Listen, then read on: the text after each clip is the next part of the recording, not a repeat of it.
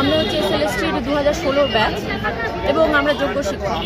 সেখানে যোগ্যতা থাকা সত্ত্বেও আমাদের অধিকারের চাকরি নিয়ে যে ছিনিমিনি খেলাটা শুরু হয়েছে, সেটা বিরোধী পক্ষ হোক, সরকার পক্ষ হোক, বিভিন্ন রকমের সংগঠন হোক বা আর যাই হোক না কেন, এইটার প্রতিবাদে আমরা পথে নেমেছি এবং নামতে বাধ্য হয়েছি। ডিআই অফিসের অভিযানটার কারণটা হচ্ছে আমরা বিভিন্ন রকমভাবে ডিআই অফিসের থেকে বিভিন্ন মান্যতা বা বিভিন্ন সময় তাদের সহযোগিতা করে থাকি। শুনতে পাচ্ছি যে আমাদের ইমিডিয়েটলি বেতন বন্ধ হতে চলেছে, ঠিক আছে? তো এই ব্যাপারে আমাদের ভূমিকা কি হওয়া উচিত, মানে কেন? আমরা তো জানি আমরা যোগ্য শিক্ষক, আমরা জানি যে আমাদের বিরুদ্ধে কোনো রকমের কোনো দুর্নীতির অভিযোগ নেই, তাহলে এই দ্বিচারিতা কেন? মানে কি, মানে কালো ব্যাজ পরে বিক্ষোভ মানে প্রতিবাদ জানাবেন নাকি? কালো ব্যাগ আরও কর্মসূচি রয়েছে, সেটা ওখানে গেলেই বুঝতে পারবেন। ওনাদের সাথে আমরা মানে কি বলবো, যে পর্যায়ে যেতে হয় সে পর্যায়ে যাব, কিন্তু আপাতত কাজ বন্ধ করব। মালদায় মোটামুটি ডিস্ট্রিক্টে কত শিক্ষক আছে? এখানে 700-800 আছে, শিক্ষাকর্মী দিয়ে প্রায় 1000 হবে। বলছি মুখ্যমন্ত্রী তো নেতাজি ইনস্টিটিউটে বলেছিল যে অনেক শিক্ষকদের বলেছিল যে আপনারাকে জয়েন করুন, মানে ক্লাস করতে। দেখুন, উনি জয়েন করতে বলেছিলেন এবং আমরা তার সাথে খুব বিরোধিতায় যেতে চাইনি, কিন্তু যখন এইটা জানলাম যে ভলেন্টিয়ারি, অর্থাৎ আমাদের সম্মানের জিনিসটাকে ভলেন্টিয়ারি স্বেচ্ছাসেবক হিসেবে সামনে দেখানো হচ্ছে ব্যাপারটা, এটার সাথে আমাদের ভীষণভাবে আপত্তি আছে। আপনার নাম? আমি যোগ্য শিক্ষক একজন।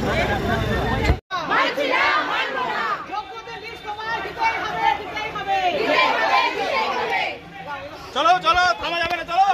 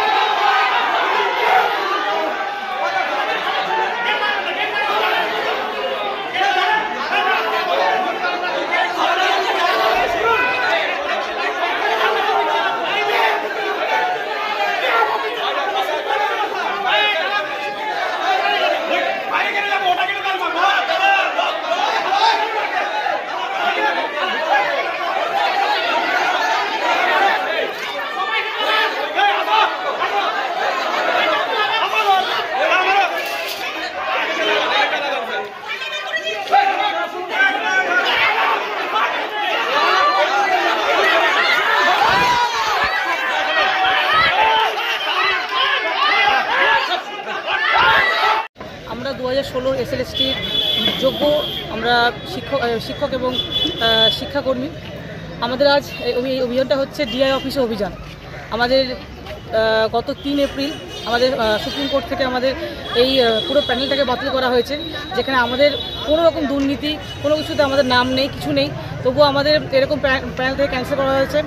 যার জন্য আমরা আজ ন্যায় বিচার পাওয়ার জন্য আমরা জেলায় জেলায় এই ডিআই অফিস অভিযান করছি। এরপর আমাদের আরও নানা রকম কর্মসূচি রয়েছে। আমাদের যেটা সরকারের কাছে এবং এসএসসির কাছে আমাদের বার্তা যে আমাদের যেন সঠিক ওএমআর মিরর ইমেজ আর কি আমাদের ওয়েবসাইটে প্রকাশ করুক এবং আমাদের যোগ্য অযোগ্য তালিকা যেন প্রকাশ করে সুপ্রিম কোর্টে নিয়ে গিয়ে আমাদের যেন বাঁচায়, এই আমাদের আজকে দাবি। বলছি মালদায় কতজন আছে? মালদায় প্রায় 600 জন, প্রায় 600 জনের মতো আমরা আছি। বলছি মুখ্যমন্ত্রী নেতাজি স্টেডিয়ামে বার্তা দিয়েছিল মানে স্কুলে যাওয়ার জন্য, কি বলবেন?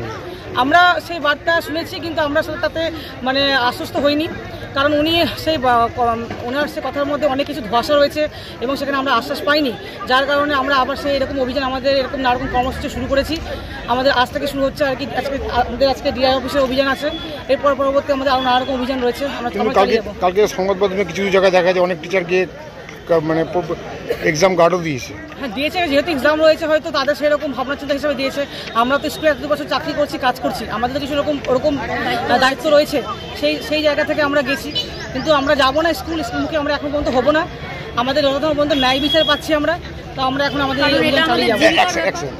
আপনার নাম? আমার নাম মানসী ঘোষ, আমি গ্রোথ হাই স্কুলের শিক্ষিকা।